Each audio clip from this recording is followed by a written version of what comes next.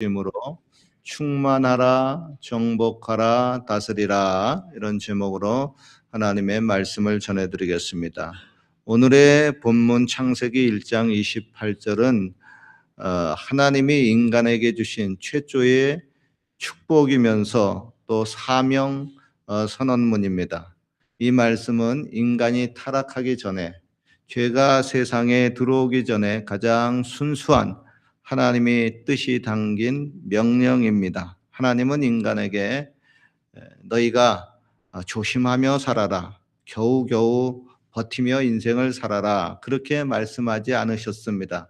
오히려 충만하라, 정복하라, 다스리라고 말씀하셨습니다. 즉 능동적이고 적극적이고 책임 있는 삶을 살라고 명령을 하셨습니다. 이렇게 충만하라, 정복하라, 다스리라는 이 세 단어는 어떻게 보면 권력을 상징하는 단어 같은데 그게 아닙니다. 도리어 하나님의 형상을 따라 사는 우리들이 이 땅에서 마땅히 행할 삶의 방향이면서 사명입니다. 그러나 이 말씀을 우리가 잘못 이해하면요, 충만은 탐욕이 되고 정복은 경쟁이 되고 다스림은 지배로 변질될 수가 있습니다. 하나님은 인간에게 내 마음대로 살아라, 내 욕심대로 살아라, 남을 군림하고 이기적으로 살아라, 그런 권리를 주시지 않았습니다. 오히려 하나님을 대신하여 책임을 지라고 하는 사명을 맡겨 주었습니다. 오늘은 하나님이 저와 여러분에게 준 최초의 사명이 무엇인지 같이 살펴보면서 은혜를 나누길 원합니다. 먼저 충만하라고 하신 사명입니다. 이 말씀은 남들보다 내가 더 많이 가지라고 하는 뜻이 아닙니다. 성경에서의 말하는 충만은 내가 많이 가진다는 소유의 개념이 아니라 임재의 개념입니다. 다시 말해서 성경에서 말하는 충만은 하나님의 생명과 임재가 가득해서 하나님의 영광이 나타나는 것을 가르쳐서 충만이라고 말씀을 합니다. 하나님은 이 세상을 창조하시기 전에 볼 때 세상이 아이고 이거 좀 공허하구나, 좀 혼돈과 무질서가 있구나, 이렇게 생각해서 아이고 이거 안 되겠다, 나의 영광을 좀 나타내도록 해야 되겠다 해가지고 창조의 사역을 하셨습니다. 그래서 그 빈 공간에 빛이 있으라 하시면서 6일 동안 채우는 작업을 하셨습니다. 하늘도 채우고요, 땅도 채우고요, 바다와 강도 채우는 창조 작업을 하셨습니다. 그리고 인간을 만들어 놓고 인간 속에서도 하나님의 영을 집어넣고 하나님의 영광을 따라서 살 수 있도록 만들어 놨습니다. 그러니까 하나님의 창조된 세계를 바라보니까 와, 이건 너무너무 좋다, 쉼이 좋았더라 그랬습니다. 쉼이 좋았더라고 하는 것은 그 모든 것이 하나님의 영광을 잘 나타냈다고 하는 겁니다. 이것이 바로 하나님이 말씀하시는 충만입니다. 그러나 인간이 타락했습니다. 죄가 세상에 들어왔습니다. 그러자 하나님의 영광을 나타내야 할 너와 내가 피조물들이 도리어 하나님께 욕을 끼치고 하나님의 영광을 가리는 그런 상태가 되고 말았습니다. 즉 하나님이 바라보고 있는 충만의 상태가 깨져버리고 만 겁니다. 출애굽한 이스라엘 백성들이 광야에 있을 때 하나님이 40년간 그들에게 만나를 꾸준하게 내려주었습니다. 그러나 몇몇 사람들이 그 만나를 욕심으로 잔뜩 거두어서 쌓아두었습니다. 남들보다 더 부자가 되는 것 같았습니다. 당장 기분이 좋았습니다. 그러나 그 다음날 보니까 쌓아놓은 만나가 모두 상했습니다. 벌레가 끼었습니다. 심한 악취가 났습니다. 즉 욕심으로 채우는 것은 하나님이 말하는 충만이 아니라 오히려 남에게 나누어 주고 베풀어 주는 것이 하나님이 말씀하시는 충만입니다.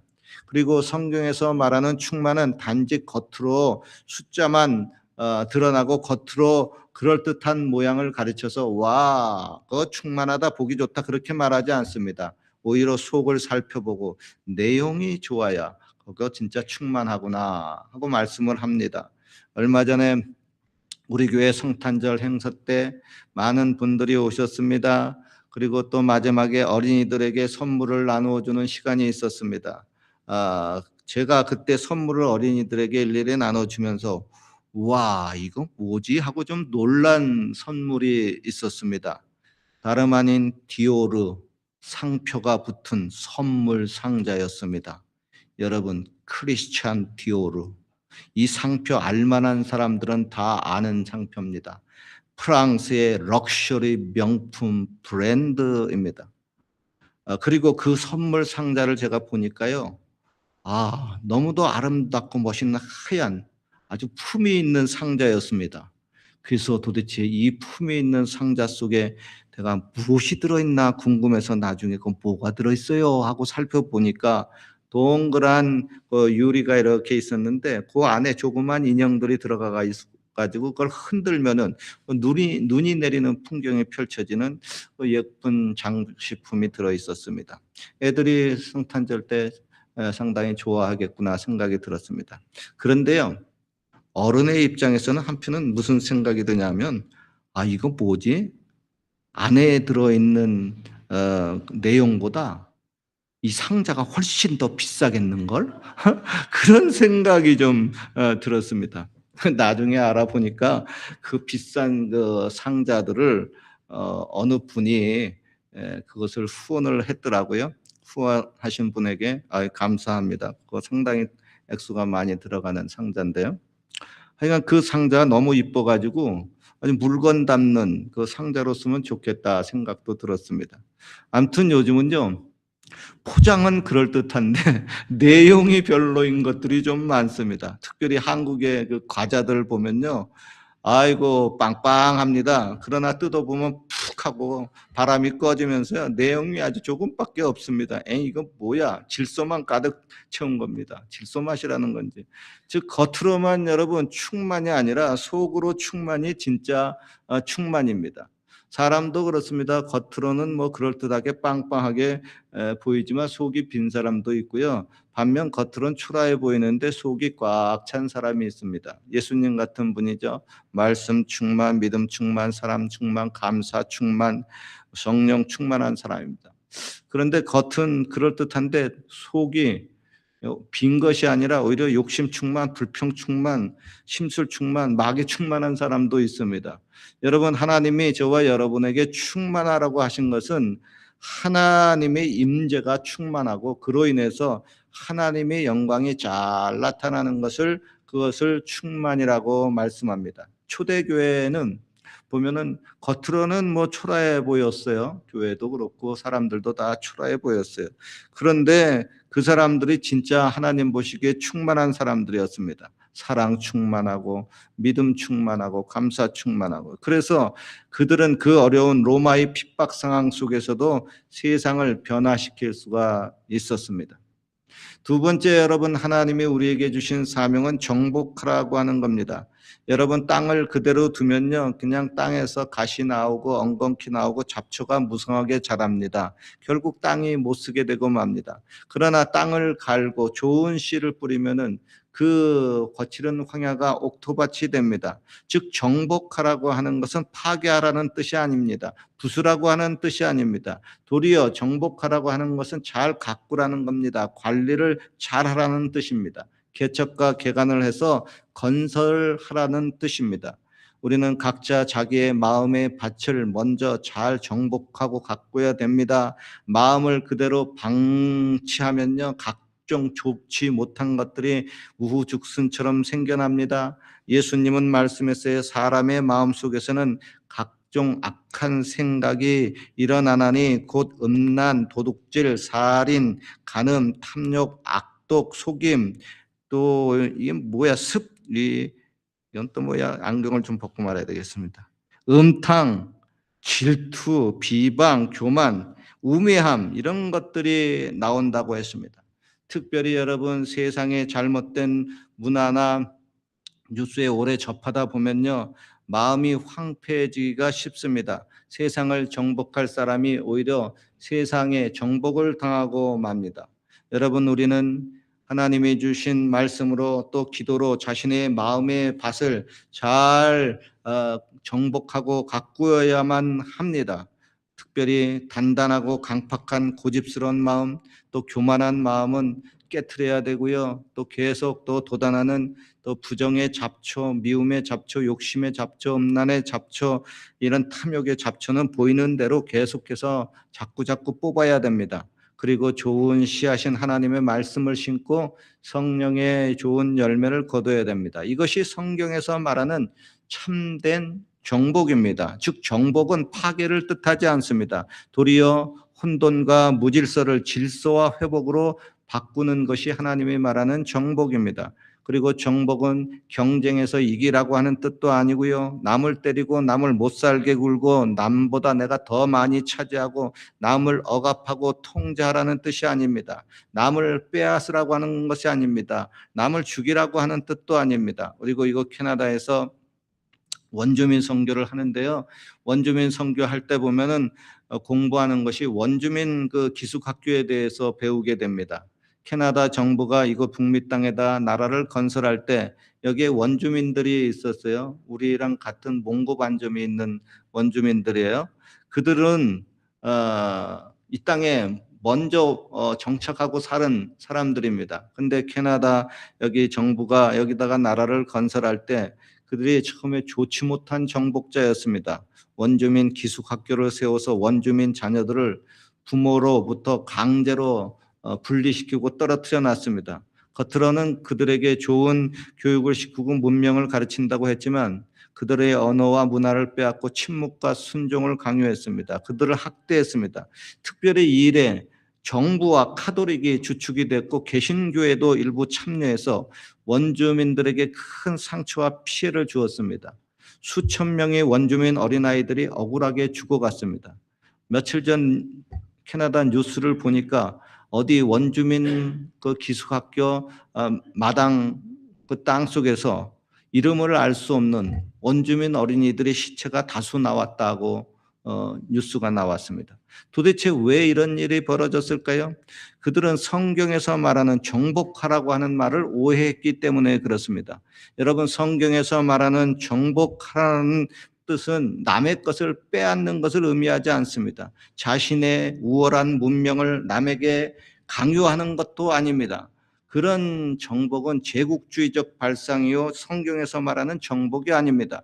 도리어 성경에서 말하는 정복은 상대방을 회복시키고요, 상대방과 같이 하나님의 뜻과 하나님의 영광을 함께 이루어가는 겁니다.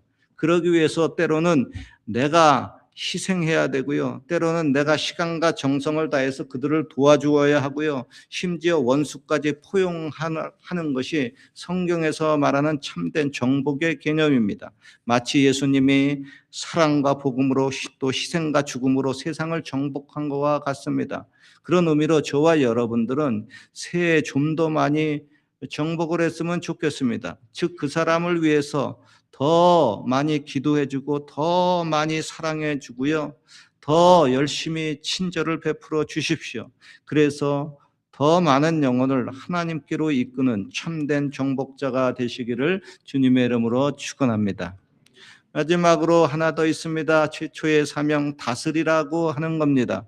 좋은 리더의 특징은 솔선수범으로 무리를 다스리는 사람입니다. 그들을 도와주고 아껴주고 책임까지 져주는 사람입니다. 스승인 예수님은 제자들의 발을 씻기시며 그들을 끝까지 사랑하셨습니다. 그것이 바른 리더요 바른 다스림입니다. 반면에 나쁜 리더는 무리를 억압하고 착취하고 지배하고 군림하는 사람입니다. 북한의 김일성, 김정일 같은 그런 독재자들입니다. 여러분, 성경에서 말하는 다스림은 힘을 과시하는 것이 아닙니다. 남을 찍어 누르라고 하는 뜻도 아닙니다. 내가 제일 높아져야 된다는 뜻도 아닙니다. 권력을 가지라는 뜻도 아닙니다. 남들 위에 올라타라고 하는 것도 아닙니다. 자기 멋대로 살라고 하라는 뜻도 아닙니다. 도리어 남의 짐을 대신 져주는 사람입니다. 그들이 길을 잃고 방황하지 않도록 잘 지도하고 인도하는 사람입니다.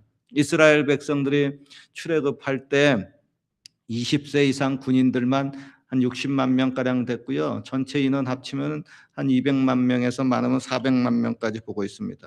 그런데 이 많은 인원들을 모세 혼자 다스리기가 너무나 부족했습니다. 그래서 백성 중에 천부장을 세우고 백부장, 50부장, 10부장을 세워서 서로가 짐을 나누어 줬습니다. 즉 다스림은요, 어려운 일을 각각 감당을 하는 겁니다. 하나님이 저와 여러분에게 건강을 주시고 물질을 주시고 믿음을 주시고 각종 은사를 더 많이 주신 이유는 맡겨준 그들을 더 많이 섬기라고 한 것입니다. 즉 성경의 다스림은 각자가 책임을 지고 돌보라고 하는 겁니다. 자기 뜻대로 자기 생각대로 다스리는 것이 아니라 하나님의 뜻을 쫓아서 모범적인 청지기가 되라고 하는 뜻입니다. 요즘 한국도 그렇고 여기 캐나다는 말할 것 없이 강아지 키우는 분들이 많이 있습니다. 저희 집도 강아지 한 마리 키워요. 그런데 강아지의 주인이 되면 어떻게 해야 할까요? 강아지를 때리고 괴롭히고 못 살게 하고 방치하는 것이 바른 다스림일까요? 아닙니다. 강아지에게 제때 밥 주고요. 매일 산책시켜 주고요. 씻겨주고 털 관리해 줘야 되고요. 손톱 발톱 굉장히 빨리 자랍니다. 그거 정기적으로 깎아줘야 됩니다. 내 손톱과 발톱은 관리를 못하더라도 그 강아지는 발톱 손톱 관리를 해줘야 됩니다. 왜냐하면 강아지가 아무리 똑똑하고 잘나도 스스로 손톱 발톱 깎는 강아지 없습니다. 그리고 매일 눈곱도 떼어줘야 합니다. 귀 청소도 해줘야 되고요. 그거 병들지 말라고 건강하라고 매일 안수기도 해줘야 됩니다. 다른 강아지와 사이좋게 지낼 수 있도록 사회성도 가르쳐 줘야 되고요. 다른 사람들에게 짖거나 다른 사람들 공격하지 못하도록 훈련도 시켜야 됩니다. 즉 좋은 주인이란 책임을 지고 그들을 돌보는 사람입니다. 바른 다스림으로 그들을 행복하게 해주는 사람입니다. 야 임마 내 말 잘 들어 이게 아니라 그게 다스림이 아니라 내가 도와줄게 하는 사고방식을 갖는 사람입니다. 결론입니다. 하나님은 우리들에게 충만하라, 정복하라, 다스리라고 명령하셨습니다. 그러나 이 말씀을 잘못 이해하면 충만하라는 말로 자신의 탐욕을 정당화시키고 정복하라는 말로 남들을 괴롭히고 다스리라는 말로 자기만의 성공을 추구하는 아주 못된 사람이 되기 쉽습니다. 그리고 그것을 하나님의 뜻인 양 포장하는 위험한 사람이 될 수가 있습니다. 아닙니다. 이것은 하나님의 말씀을 잘못 이해하고 잘못 해석하고 잘못 받아들인 결과입니다. 하나님이 저와 여러분에게 충만하라, 정박하라, 다스리라고 하신 것은 우리의 권리를 주신 것이 아니라 우리의 사명을 주신 것입니다. 다시 말해서 너가 하고 싶은 대로 하라는 것이 아니라 하나님을 대신해서 이 세상을 네가 책임지고 돌보라고 하는 부르심입니다. 사랑하는 성도 여러분, 새해가 되었습니다. 새해 우리는 바르게 충만하길 원합니다. 바르게 정복하길 원합니다. 그리고 바르게 다스리길 원합니다. 그래서 하나님이 저와 여러분에게 주신 최초의 사명을 이 외국 땅에서도 잘 감당하며 하나님과 같이 동행하며 계속 행복을 이루어 나가시기를 주님의 이름으로 축원합니다. 기도드리겠습니다. 주여 바르게 충만하게 하시고 주여 바르게 정복하게 하시고 바르게 다스릴 수 있게 하여 주옵소서. 그리고 이 땅에 당신의 나라를 바르게 세워갈 수 있게 하여 주옵소서. 그들로 주님의 생명을 얻고 같이 하나님의 영광을 잘 나타낼 수 있게 하여 주옵소서. 예수님 이름으로 기도하옵나이다. 아멘. 이 시간에 말씀을 생각하면서 기도합니다.